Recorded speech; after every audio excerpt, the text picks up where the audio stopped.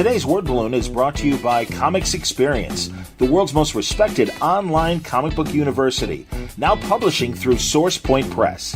If you're an aspiring comics creator, Comics Experience offers a full slate of courses, as well as a 24/7 online creators workshop to help you hone your skills, network, and collaborate with other tested creators. And ultimately, they offer a path to publication with a reputable publisher.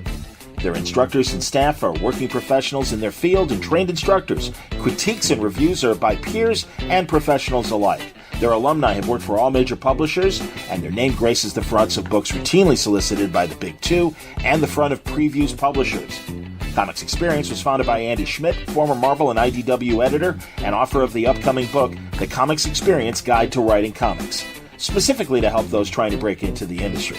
You can learn more about Comics Experience programs, including the publishing program, at comicsexperience.com. Don't forget to sign up for their newsletter when you stop by the website, and you can follow Comics Experience on Twitter at Comic Experience. Hi, everybody. Welcome back to Word Balloon, the comic book conversation show. John Suntress here, really excited about today's episode. Michael Kupperman is here to talk about his graphic novel, All the Answers. Now, Michael's an amazing comic book creator. I love his comics Tales Designed to Thrizzle from Fantagraphics. He's also done a great Mark Twain autobiography. And now he is back to talk about his complicated relationship with his father, Joel Kupperman. Joel Kupperman, as a child, was a huge radio star during the World War II years. He was a contestant on the show called The Quiz Kids, which featured school children answering tough questions sent in by audience members, and Joel was the math whiz of the show. Here's the introduction of the show, and you'll hear a 6-year-old Joel Kupperman as one of the contestants. We're going to get right down to business tonight, Quiz Kids. It's roll call. Harvey? I'm Harvey Bennett Fishman. I'm 12 years old and in the 8th grade at the Bradwell School in Chicago. Joel? I am Joel Kupperman. I am 6 years old in 2A at Volta School. Smeela? I'm Smeela Bryn. I'm 15 years old, and I'm a sophomore in Hunter College High School. You know, Hello, folks, Father. Smeela was on our Quiz Kids board once in Chicago and walked right out with the highest score. So we're very happy to see her again in New York. Richard? I'm Richard William. I'm 13 years old and in the 8th grade at Roosevelt School, East Chicago, Indiana. Gerard? I'm Gerard Darrow. I'm 10 years old, and I'm in 6A at Bradwell School in Chicago. And Frederick? I'm Fred Allen. In 2 more years, I'll be getting Social Security. Now, this show was a huge success. It ran for many years in the 40s into the early 50s, onto early television as well. It was produced here in Chicago. You would think this would be an idyllic life, but Joel really just wanted to be a normal kid, and that's what you get out of this graphic novel from Michael. What should have been a wonderful experience, meeting celebrities and dignitaries, 2 presidents, it didn't sound like it was a pleasant experience for Joel. It really impacted him into his adult life. We hear about his eventual leaving math completely and turning his academic world into the world of philosophy, and also a decision in his early adulthood to come back to quiz shows on the television quiz shows of the late 50s and early 60s, specifically the $64,000 Answer. Now, if you know your old movies from the 90s, there was a great movie called Quiz Show that examined that period of television and the scandals involved, because those shows were manipulated, kind of like wrestling, where the contestants knew the answers in advance, and producers would pick people they felt were telegenic to continue to be the winners. And so these contests were actually rigged. So that was an interesting facet in Joel's career that Mike talks about. And really, this is just an amazing conversation.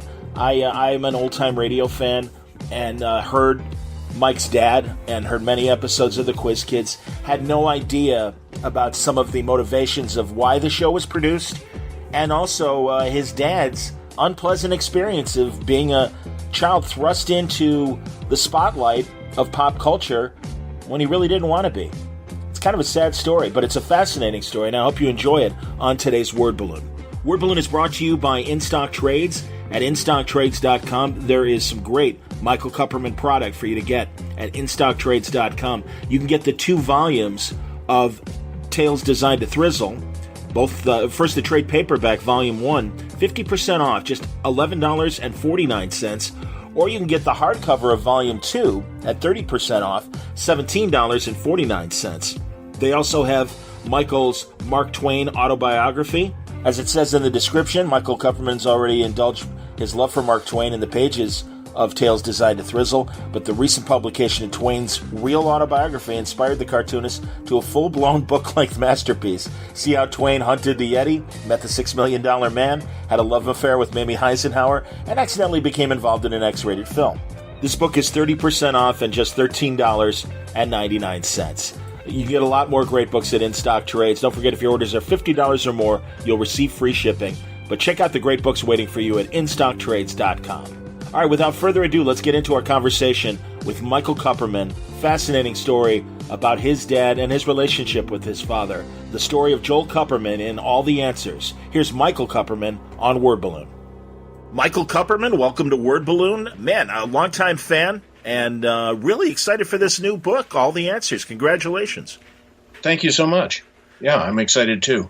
If exhausted as well. Yeah, man, I personal, journey and something that we see a lot in certain comic books, and I'm so used to your sense of humor that I think this book really even hit me more because I know you dig deep and you're facing some really tough relationship issues with your father in this book. Yeah, in some ways it's a 180 from all the work I've done before. Yeah. Thematically and emotionally. Well, and we learn a lot. I mean, I'm from Wilmette, Illinois, and am I correct? Did your dad go to Marie Murphy or Avoca schools back then? He went to something called Volta school, and then I'm trying to remember what was the name of his high school. But he went to this niche school called Volta, which I think he really liked. Okay. Until he was, I think, 12. I see. Okay. Did he grow up in Wilmette, or did he grow up in the North Chicago suburbs? In North Chicago, yes. Okay. Oh, was it specifically North Chicago, or? I believe so, yes. Okay. Don't have the address in front of me, but It was North Chicago, is how it's always been described. Okay. Very cool. Interesting. I'm an old-time radio fan, and I listened to your dad on many quiz kid shows, and man, I'll tell you, who would think this story is incredible? Your dad, a child prodigy. It's funny. You kind of struggle with that, I think, in the book as well. In terms of, well, you explain it in terms of your thoughts on the idea of a child prodigy. Well, he was presented along with some of the other kids on the show as a child prodigy, and really displayed, especially during World War II. As an incredible example of a developed child. He felt, certainly in later years, he insisted that he was not a prodigy because, as he described it to me, a prodigy is someone like Mozart who starts out doing something as a child and does it incredibly well, and then continues into adulthood and does the same thing even better, and is a master. And whereas he pretty much abandoned math after the show, and only used it for his taxes. Yeah, that's it. So the question is, was he a real prodigy and the show destroyed his potential, or was he not really a prodigy, just someone who was skilled at making calculations and had a good memory and a good head for answering questions. But he also had this incredible IQ, right? What was the number? It was 219. Jesus. Yeah. And genius is like 180, right? Yeah, no, it's very high. Einstein's was 155. But, That's a good point. Go on. Knowing him really, showed, and I've, of course, see it reflected all the time since, that, intelligence, as he says in the book, is not a single field. It's very much, people can be very intelligent in one area and extremely slow in others. And in fact, I think it's more pronounced when someone is extremely intelligent. They can be incredibly naive in other ways. Understood. Yeah, and again, we get that sense from this investigation in your father's history, and also evaluating what was his status quo while you were interviewing him and trying to get his personal story. It's incredible, man. I mean, you would think on the surface, and certainly younger listeners, see enough examples of child stars. And obviously the fantasy is, my God, what an incredible life. And in a lot of ways it was, but we really do get the dark side of this. And I think in a way and in a decade that it's you don't hear much about that anymore. There's the Hollywood Mickey Rooneys and Elizabeth Taylors that grew up in the studio system. But this is again, it's such a weird little thing. And of course, radio stars, I think, might be alien to today's younger culture. Yeah, for sure. It's a world that lasted only a certain amount of time, from, I guess, the early 30s till, radio still exists, obviously, right. But the golden age really died when TV was starting. Yes, absolutely. Late 40s, early 50s, certainly. Like I said, I listened to the Quiz Kids. It seems like this benign entertainment, but it also obviously really, your dad was kind of a reluctant participant, I guess. Yeah, and it definitely had a dark side at times. It was always painted as something very wholesome. But certainly there were some people badly hurt by the show and their involvement in it. Gerard Darrow being a great example of someone who really felt like his life had been destroyed. Wow. That's amazing. And then again, like you say, and it's in the book, all these incredible your versions. I'm assuming you kind of either lightboxed on a photograph and kind of redrew it a bit. But like pictures of your dad with Truman and so many celebrities, and you have a lot of celebrity encounters in the book as well. But also unfortunately a very domineering backstage mother. Yeah, well, she was the impetus that kept it all going. But yeah, even at the time when people were very polite in their descriptions of each other and very reserved, she was described frequently as a stage mother. She was the most stage mothery of all the Quiz Kid parents. And she really was getting something from all these meetings with famous people. When did you discover your dad's history as this child radio star? Well, it was kind of always lurking, as in the book. I heard it on Rocky and Bullwinkle, and it would come up occasionally here and there, or you'd find reminders. His fame hadn't completely faded yet by the 1970s. People would sometimes ask me if I was related to him. So I was always aware from a young age that it was something that happened, but it was also something that was very much, locked away in a glass case, metaphorically. You weren't supposed to really talk about it, ask questions, or display any interest, because it was understood that it caused him pain. Wow, man! And how young were you when you were processing this? Well, I mean, I probably was aware of it at age 5 or so. Okay. But you just don't understand, and then when something is forbidden as a subject, you stop thinking about it, and so I hadn't really considered a lot of it until later, when I started to want to do this project and want to find out what really had gone on. Well, and I mean, the obvious is we are what our families help make us what we are, and how can you figure out yourself if your parents aren't willing to share sometimes? And I mean, God, this is a universal problem. Did you see the Zen Diaries of Gary Shandling, the HBO documentary? I've watched part of it so far. Yeah, it's interesting stuff. Yeah, and I also think, unfortunately, that's one of the things that comes out is this very complicated relationship he had with his mother. Very different from your father's experience. But, again, your dad came on Quiz Kids, how young? 5, 6? 5. He was 5 when he first appeared. Wow. And was on it until his high school years, right? Yeah, he was on until he was 16, and there are indications that they wanted him to continue, even past 16, which was the official graduation age from the show. But as I say in the book, I don't know exactly how and when he left the show. It's very, very mysterious, but he obviously had enough. And that's part of the mystery of the book, and also what you had to deal with interviewing your father. A combination, I suppose, of what happens as some of us get older, and then also just the hurt that he was feeling really kind of probably suppressed a lot of memories and insight into the whole experience of being this young national figure. Yeah, I think he had effectively, in a way, brainwashed himself so that he would have as few as possible memories from his childhood and early adulthood.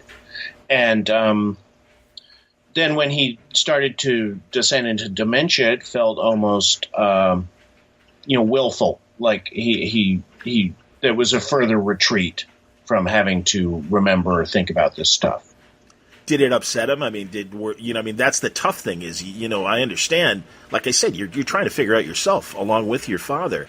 And then to get to this kind of stuff, it comes through in the book. It must have been painful for both of you. Well, it started during an era when he gave me permission. I mean, that's really where this whole thing began, during a period when he was at least affecting not to care about any of that stuff. But I realized that was just a further guise, a further a potent posture. He was still very upset. And then later on, he started to return to where he'd been before. And in fact, he asked me not to do the book at a certain point. And I had to say, I'm sorry, I've worked so hard on it at this point. I really have to keep going. Wow. And then now, as I say, he doesn't have any concrete memories really left, or he can't grab onto any reference point about that subject matter, but he still acts very distressed if you bring it up. Wow, man. Well, yeah. I mean, and I guess that is sometimes what some of the elderly are left with, is just really their emotions, and they can't even articulate it beyond just a hurt feeling or a happy feeling. Yeah, I've seen it in my family, man, and it's something a lot of us have to face, and that role reversal that happens of the parents become the ones that the children take care of. Yes. Yeah, man. It's a fascinating story, and again, just this odd irony of this public record of your father's fame, and then contrasted with his own, just not wanting even to think about it, let alone talk about it, or share the experience, because this is such a unique thing. But I also appreciate, again, there's that innocence of listening to a radio show or watching a television show on the surface, and you don't realize some of the machinations that are going on behind it. And I found that fascinating, that the quiz show producer had a political agenda at an understandable time. And if you don't mind talking about that a bit. No, of course not. He was the producer was a man named Louis G. Cowan, who is an important figure in the development of both radio and television, but doesn't have his own Wikipedia page today, which I find astonishing. Interesting. Have there been biographies about the guy? Go on. No, there have been no biographies. There's very little attention paid, which is astonishing, because he was very much someone who was one of the people who built the television that we know today. He was when he became president of CBS, he was pushing for hour-long dramas and intelligent television, and believed in it as an art form as well as a populist form. And he invented, in some ways, the modern game show, which led to his downfall with the quiz show scandal. Yes. But he's a really interesting figure, and I still want to know more about him. And he was one of the people in charge of the United States radio propaganda program during World War II, and helped found Armed Forces Radio, among other things. But he was directly involved in propaganda services both in America and abroad. And the development specifically of the Quiz Kids, which, hey man, I'm this American Greek kid from Chicago, and honestly, and thankfully, especially now when we are so concerned, and believe me, we need a lot of help in the culture wars in terms of acceptance and things. But this was a 1940s acceptance problem that the producer was addressing with the Quiz Kids regarding anti-Semitism. I believe so. I mean, I don't know exactly how it developed, but that's my belief, that it was partly that it was a way to show a positive image of Jewish people and Jewish children during the war. But there's also the fact, which I'm also curious to learn more about, that the United States was influencing media in America and suggesting to producers what they should include and what they could and couldn't do, which is something we don't hear much about these days. And it's something that I don't think would fly these days. But it is interesting that the government and the media were working hand in hand to improve racial relations and other issues, whereas these days it seems almost like they're doing the opposite. Absolutely. Well, there's almost, there's a laissez-faire kind of attitude towards broadcasters. I think the last time what you're describing happened was probably in the early 1970s when the Nixon administration went to the networks and said, hey, tone down the violence. Oh, right, yes. And there you go, man. And exactly, we're the same age, so we remember. So shows like Gunsmoke, that, the name is Gunsmoke, became much more social problems of the Old West. And God, it forced the Wild Wild West off the air. Well, in fact, no, I have to say, I think the last there was Janet Wolf's war on violence in the networks, but the Nixon administration then went into trying to influence content on the networks as far as news coverage, which really was part of their downfall. Absolutely, man. No question. This book takes some amazing turns, and I was expecting, because I had heard through the years there had been Quiz Kid, just revivals, or hey, let's celebrate the Quiz Kids. What are they doing now?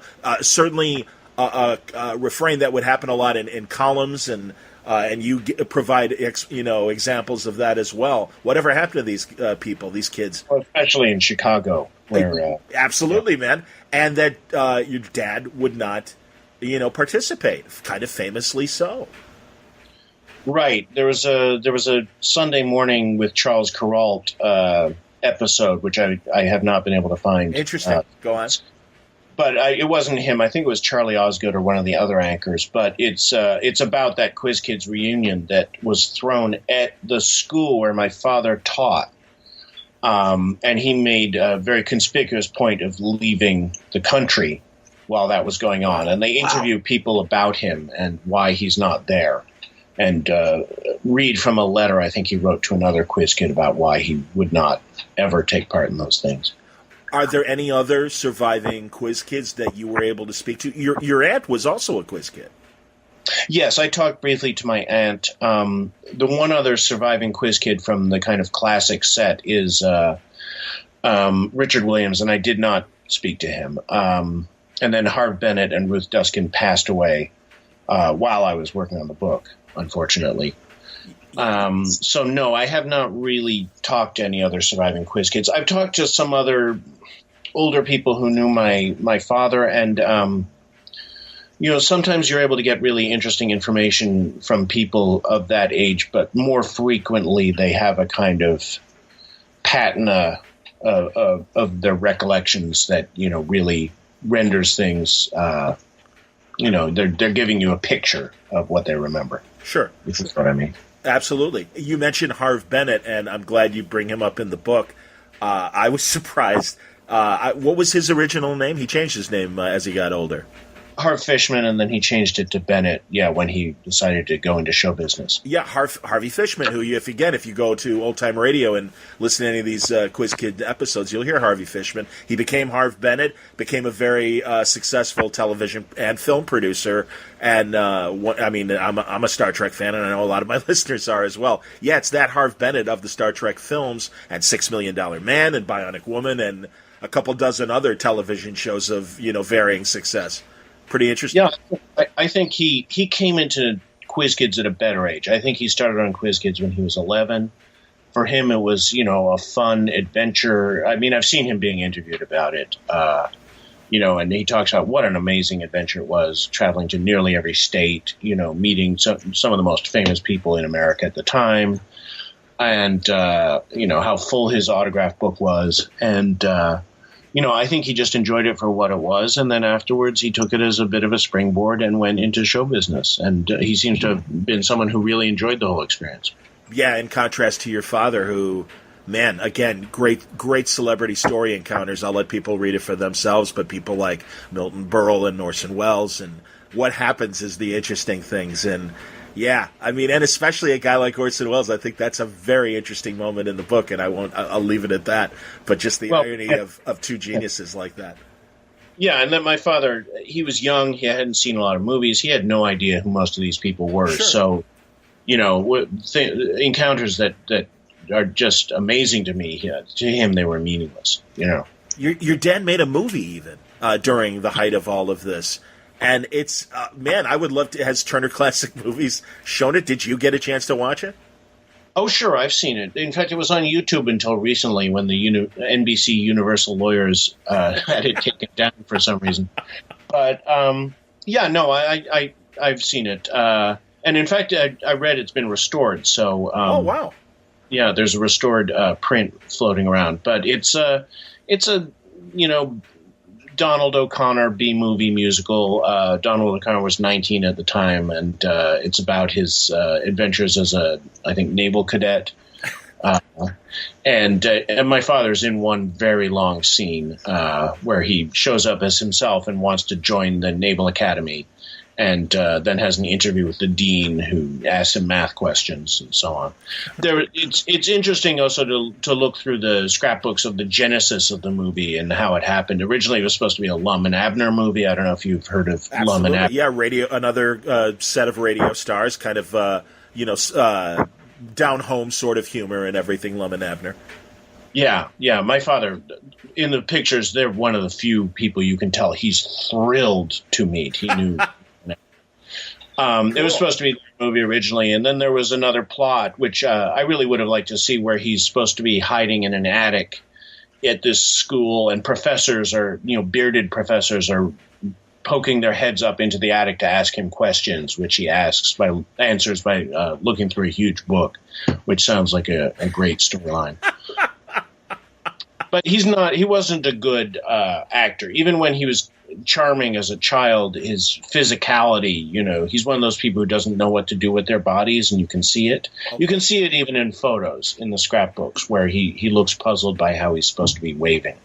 Interesting. And there were also, and I'm guessing probably not, but the quiz shows did make the transition to early television as well. Again, produced here in Chicago back when Philadelphia and Chicago were just as important as New York and Los Angeles in terms of network programming. And I don't know if any kinescopes or any sort of recordings survive of the television show. There are, I think I've seen 3. Oh, wow. There's the Milton Berle show. There's the show with, oh my God, my mind is going, but no problem. It's in the book, the lady who... Kukla Fran. Yes, Fran Allison. Another Chicagoan. Kukla Fran and Ollie. Right. Absolutely, man.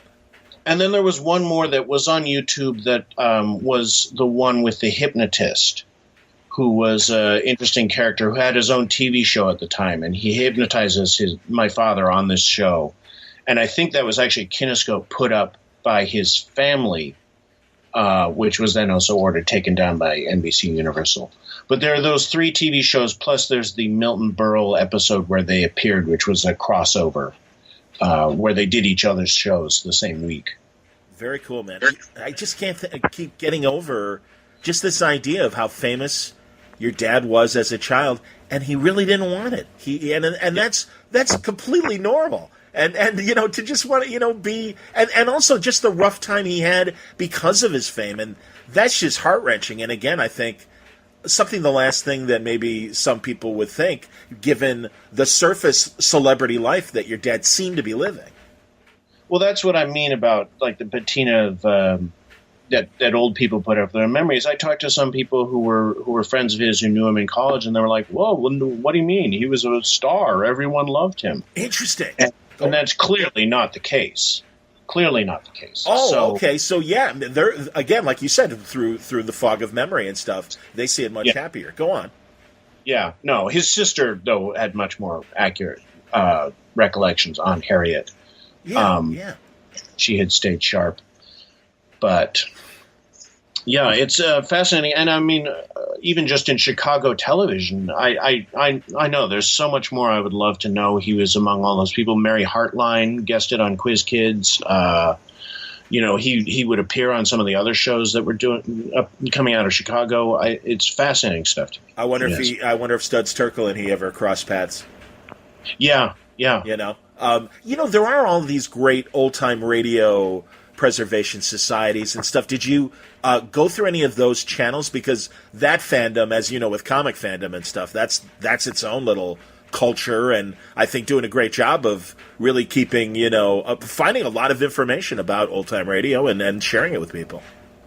I went through all the websites. I didn't actually approach any of these people directly, but I have been cleaning out the house that he lived in further, and I've found a bunch of 78s, which I have to try to have digitized now. Oh, wow. And on them are a few Quiz Kids episodes that have not ever been transcribed up to this point. Oh, that's great. Oh, man. I really hope you're able to restore them and get them out there or whatever. I don't know what the copyright issues might be. I think a lot of that stuff falls into public domain.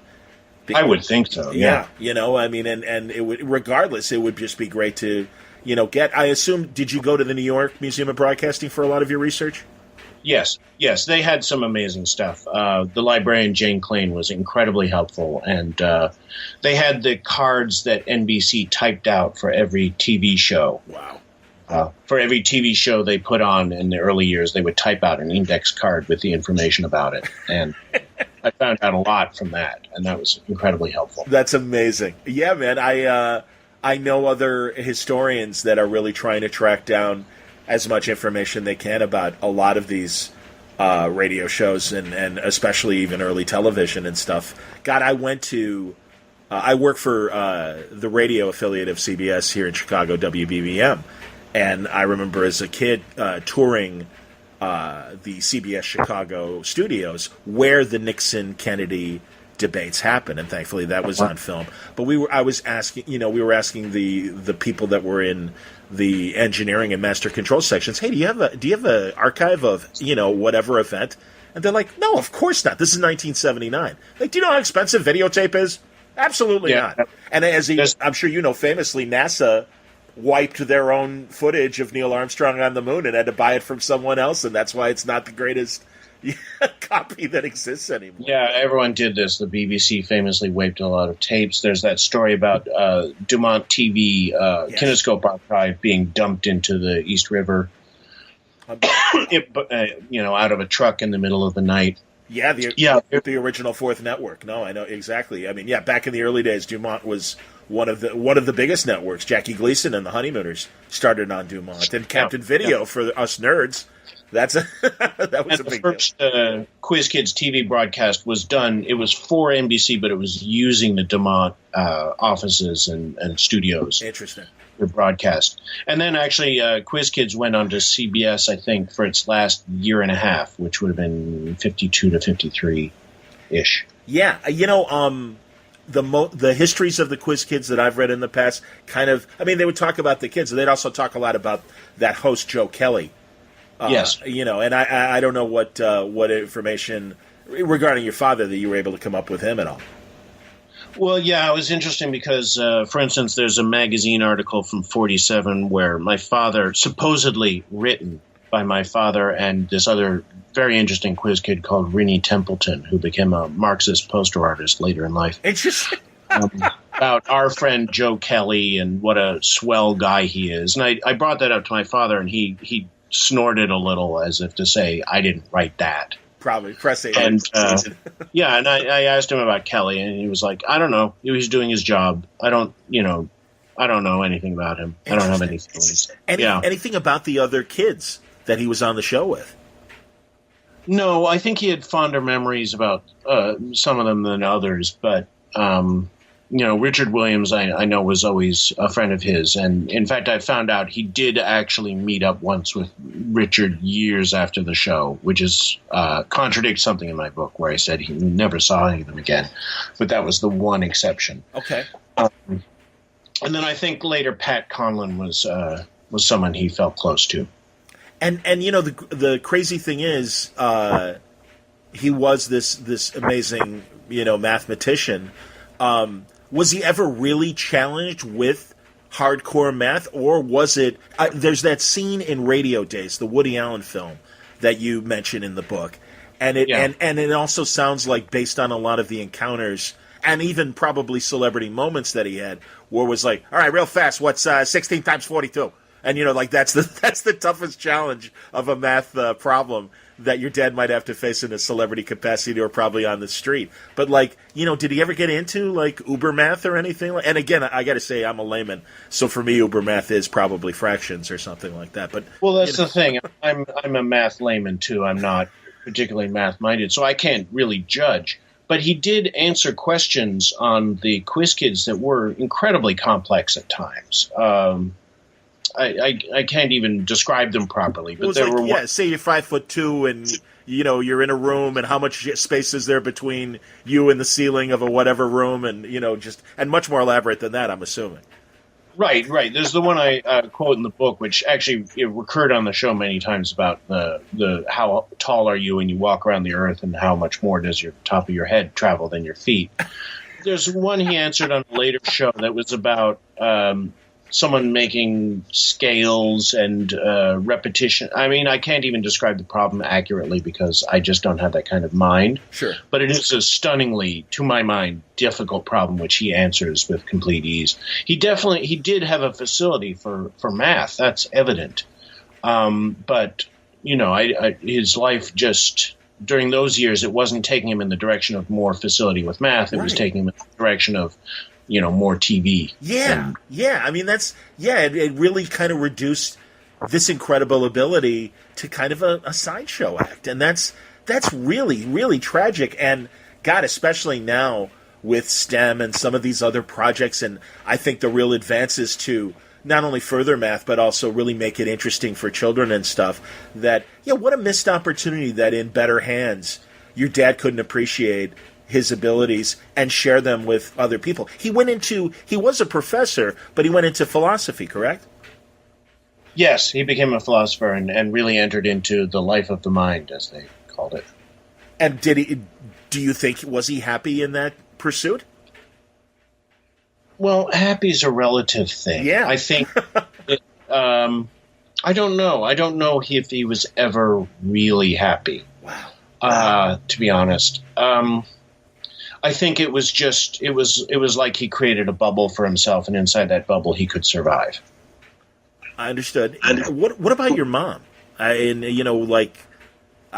did obviously they were able to get together, and again you kind of point out that your grandparents were not involved with that relationship and didn't. Is that correct? Your grandmother didn't meet your mother until the wedding day. Yeah, that's true. Wow. That I heard when I was young that she had sabotaged every relationship he'd had up till then. Jesus, man. And yeah. So how did your mom, how was it with her and your father? How do you mean? Well, obviously, were they okay? They were okay with each other? I mean, was it a happy? Well, again, relative term, happy, but was it a peaceful marriage? Yeah, I would say mostly so, because they both, busied themselves in their intellectual careers, and my mother was very much the authority, in the family. One of the characteristics about my father is that he didn't understand, a lot of things about interpersonal communication, and there was no way he would ever have been able to win an argument. So that was the kind of marriage they had, where he lost all the arguments and they got along. He's very devoted to her. Still, it's been a very long marriage. Mm-hmm. But definitely, it was the product of a particular time too, when you could be a professor, sign up, you'd be taken care of the rest of your life. You could completely immerse yourself in intellectual work and not worry about the outside world. And that's kind of what they both did. So, you get a certain type of personality when you get that. Understood. Did you talk to her about your dad's reluctance to remember and think about those Quiz Kid years? Well, actually, I think what I've learned and what I've discussed with her even before she read the book, which she did recently, gave her a different picture of my father than she'd had. Actually, She said that to me. Wow. That it had changed in some ways her conception of who he had been. Wow. That's amazing. Your dad, after leaving the Quiz Kids, it's interesting, he disengaged and really left the American culture and went to Europe for a while. Yeah, he didn't want to be involved. And you find people during the 50s and the 60s increasingly saying, well, whatever happened to Joel Kupperman became a catchphrase for a bit. And there's, for instance, an interview with the producer of Ernie Kovac's talk show I found from 1960 where she's saying she can get to anyone to interview them for the show. There's no one who can escape her except him. That's incredible. Oh, my God. Yeah. That's what I mean, man. I mean, there's all this evidence of your father as this cultural touchstone.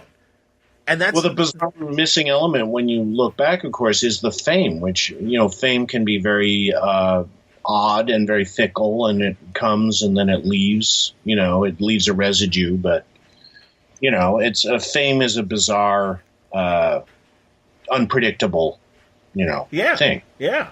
I love the fact too. I'm a huge fan of. Well, I appreciate from a historic standpoint. This is going to sound strange, but I am. I'm fascinated by the television quiz show scandals of the 50s and early 60s, and the litany of celebrities that were actual participants, not just the MCs and some of these game show names, but like Patty Duke was a contestant on one of these shows, and Dr. Joyce Brothers became famous because of her association with the $64,000 question. And your dad, it's one of the most interesting parts of the book is your dad kind of deciding. If you would explain his return to the television quiz shows.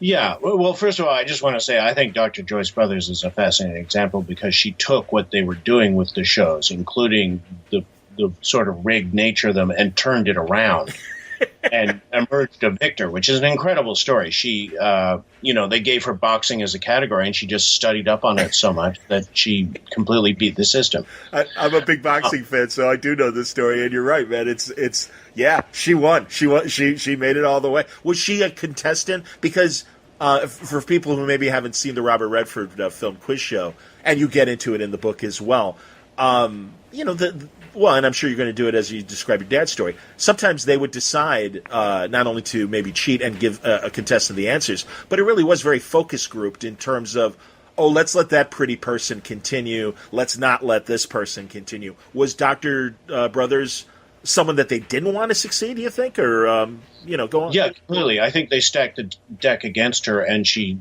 simply applied herself and walked right through it. And I think it's an incredible thing. It's an achievement, genuinely. Agreed. So, your dad's experience. Right. So,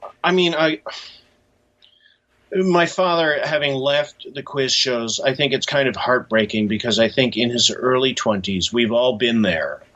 He was thinking, I'm smarter now, I'm sharper, I can win, I can go back on my own terms and win this time. The thing about the Quiz Kids and the shows of that era is there was almost no money. He was being paid $75 a show. Wow.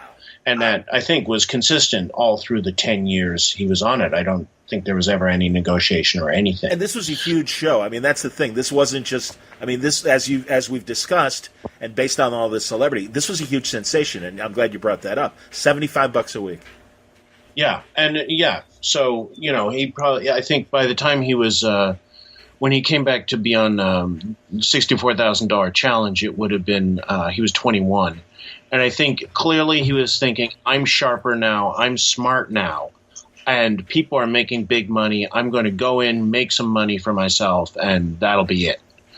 And he didn't know what he was stepping into, that they had become this kind of poisonous, deeply fixed thing. And I think as when he realized, he was absolutely horrified, and it really hurt him. Like, for the rest of his life, he was deeply paranoid that he would be accused of having participated in something dishonest. And the idea that the Quiz Kids rigged, it's a silly idea. Especially if you listen to the show. But that had been brought up all through the Quiz Kids history. Were these kids being coached? Were they being prepared? And so when I think it all hit the fan, it was his worst nightmare come to life. Although, of course, later he claimed, no, I have no feelings about it. But, at the same time, please don't tell anyone. Wow. Well, and again, for people who don't know, the quiz show scandals really became this huge problem to the point of Senate hearings and for a while. It wiped out game shows for a while because, again, they were being done, totally manipulated, like bad wrestling.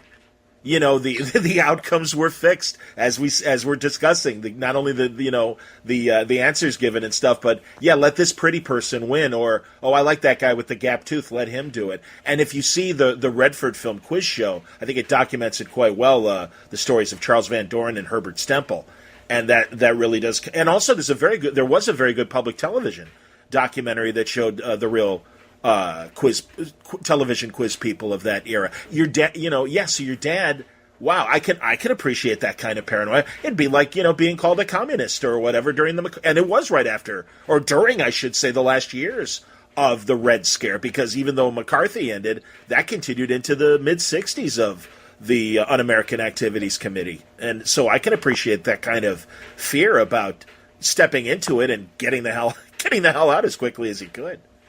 Yeah, and it was a flawed plan, obviously. Yeah. And then, doing research, I noticed there are references to the quiz show fixing going on. They're in the newspapers years earlier. You can see them in, 57, 2 years before the scandal broke, references to contestants for such and such a show running into the public library with slips of paper. What's that about? It's kind of semi in the open, but it's only the smart people who have really grasped what's going on. And then, in 59, there's this intense outrage, and even the president, says he thinks it's very un-American what's been going on. And people do lose their careers or have the trajectory of their careers changed. And I think Louis G. Cowan was actually the worst hit, probably, or among the worst hit, and lost his career in show business, which he'd been a huge force in for decades. But then no one actually, I think maybe one person got a sentence for perjury, but no one was sentenced to any jail time or got in any legal trouble, really. But a lot of people were publicly ruined. I know there was very famously a Charles Van Doren who was on 21 and is the subject of the movie Quiz Show, and became a fixture on NBC, was kind of this guy like on CBS's Sunday morning show, just kind of a guy to turn to for a cultural moment or whatever, and a good-looking kind of Ivy League dude, very famous literary family. Patty Duke it was kind of lucky that she was so young, and I guess broke down on the stand in her testimony about the quiz shows and stuff, and certainly had a lovely career post quiz shows. But it's these famous people that were under massive scrutiny. You think, like I said, the McCarthy period or the payola scams of music radio in the 50s and stuff. Yeah, just oof. That was a very litigious time, or I guess whatever. A lot of hearings, a lot of congressional hearings going on. As far as the ones in media and show business, it was these were new. New situations, TV game shows. It was $64,000 question was invented in 55. There was a huge explosion of game shows, and it took 4 years before they were officially investigated. But they were making up the rules as they went along. Everything was new, so it's understandable that people took advantage of the situation. Well, and further, it just occurred to me now, kind of in the same way that Zuckerberg and Facebook is being scrutinized, although fecklessly, by today's Congress. It would be interesting to compare, I think, this scare that all of those hearings were putting into those new mediums and stuff as opposed to, again, the ineffectiveness of today. Yeah. Well, people were much more idealistic back then and were really shocked by what had been going on. I think most people are much more cynical now and assume there's dark stuff going on all the time anyway. Yeah, man. Jesus. Well, I'm honestly, this is an incredible graphic novel that I really feel for you, man, because and I appreciate you sharing this story, because I do think it's a very relatable story about, fathers and sons and parents and children, about what they the secrets they don't want you to know, or for again, whatever reason, the things that haunt them, and the disconnect and everything. So as you ask yourself at the end and stuff, I mean, now that you're at the end of the other end of this experience, glad you did it. I mean, how do you feel?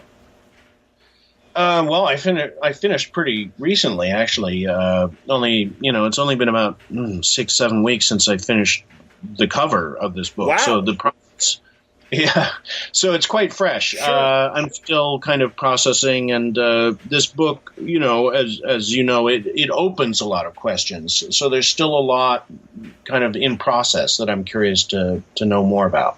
Are you going to go on any sort of tour? Because it's fascinating. As someone who really does love old time radio, that's another facet of the book that, to me, it's just like a Comic-Con when you go to some of these old time radio get-togethers and people talk about this. I even wondered if we have a show in Chicago, a great guy who actually is in the comic book business as well, or has been before, Steve Darnell, who worked with Alex Ross on their Uncle Sam graphic novels from about 20 years ago or so. He's got a great old time radio show. I just think this really unveils this a portion of the Quiz Kids history that none of us suspected, just as benign listeners. And I think it's fascinating. And I don't know, are you going to go do any sort of tour in connection with that to promote the book and tell your story? Well, there's not much planned for right now, but if the book is successful enough, anything is possible. Just have to wait and see. Understood. Well, I hope you do. And I actually even I'll tell you now, I sent a message to Steve saying, hey, you should really talk to this guy, because again, it's a Chicago story as well, in Chicago old time radio. So certainly in the city there's interest, and yeah, I really think this is fascinating, and I hope you get beyond the graphic novel, get a chance to really kind of share this experience to help sell the book, for God's sake. Yes, obviously. yes. So, well, and let's, at the end, as we wrap up, I want to lighten things up a little bit and talk about your major body of work, Tales to Thrizzle and everything. How are things going in the comedy world? Let's lighten things up. I don't know. Yeah, it wasn't going so well. That's part of why I turned to a more serious project in the first place. I'm sorry to hear that, man, because good Lord, yeah, your stuff is hilarious, and I know too, if people are sharp watchers of British comedy, the wonderful show The IT Crowd, and you'll obviously provide the name of the producer or the guy behind it and stuff. But I mean, that's how I first became aware of your comic, was right behind Chris O'Dowd, the one of the main stars and stuff. Right behind his desk, there's a Thrizzle poster right there, and I'm like, oh, and then people are like, oh, you got to read it, man, it's hilarious, great, funny shit. So that was Graham Linehan, who also did Father Ted, another absolute show. So I was already a huge fan, and yeah, him and some of the English people were very enthusiastic about my stuff. I understand.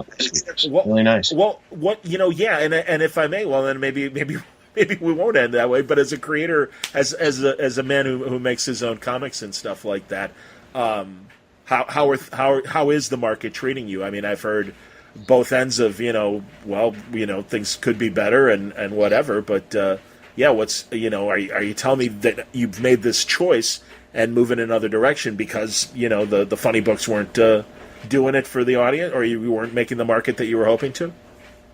Yeah, no, I mean the money's just not there. Basically, that's the truth. The money's not there. The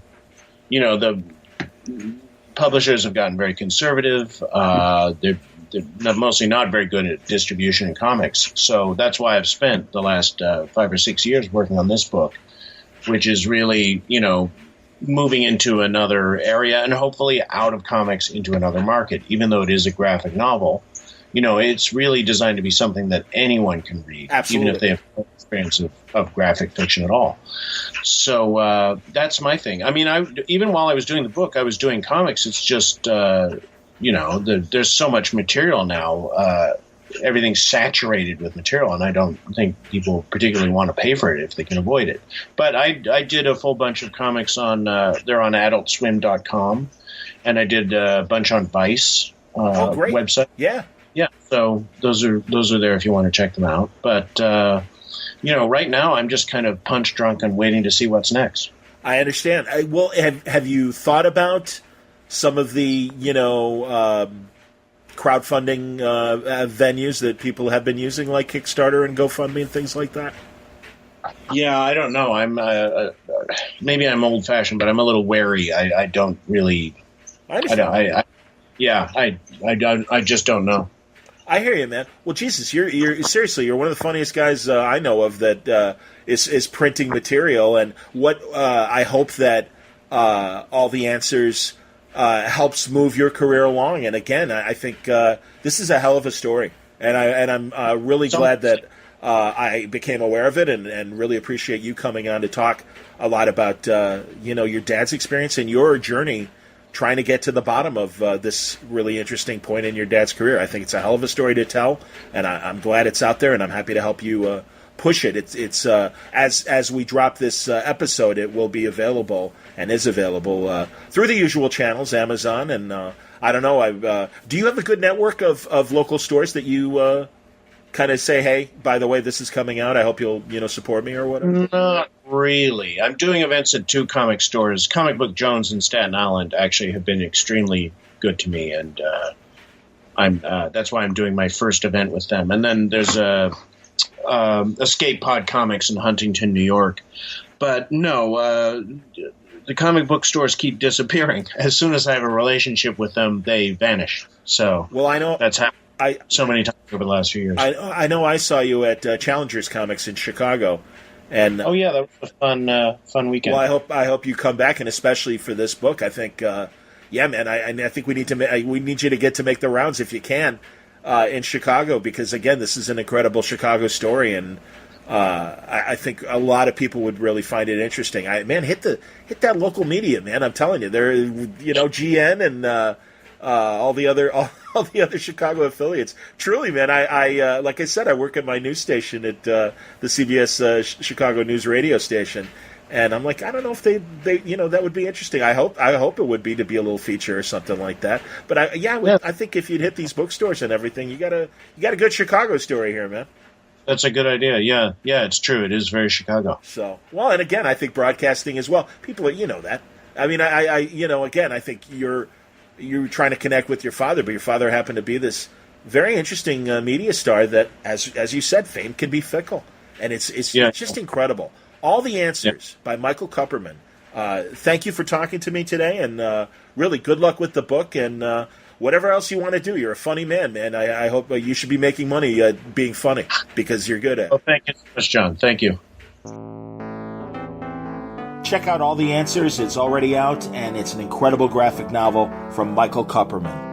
Today's Word Balloon is brought to you by Comics Experience, the world's most respected online comic book university, now publishing through Source Point Press. If you're an aspiring comics creator, Comics Experience offers a full slate of courses, as well as a 24/7 online creators workshop to help you hone your skills, network, and collaborate with other tested creators. And ultimately, they offer a path to publication with a reputable publisher.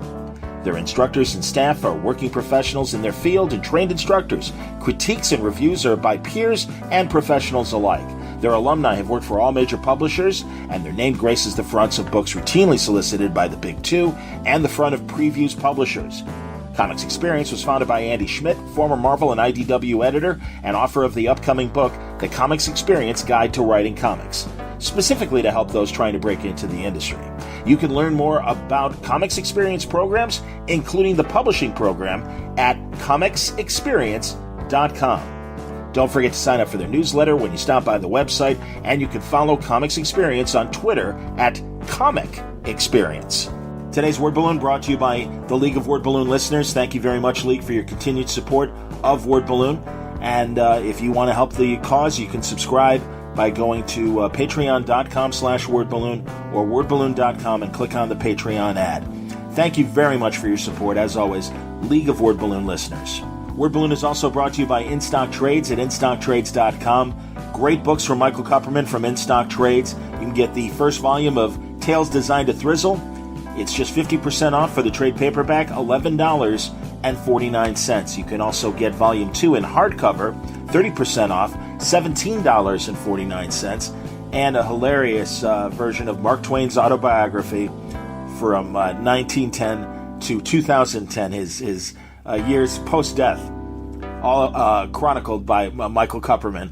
30% off, $13.99. Great books at great prices from InStockTrades.com. Thanks again for listening to Word Balloon. I hope you have a wonderful Memorial Day weekend. In addition to this episode, I've also released one with Jesse Blaze Snyder. Jesse is back, the son of Dee Snyder of Twisted Sister, to talk about his new graphic novel, Kings of Kings, and its Indiegogo campaign.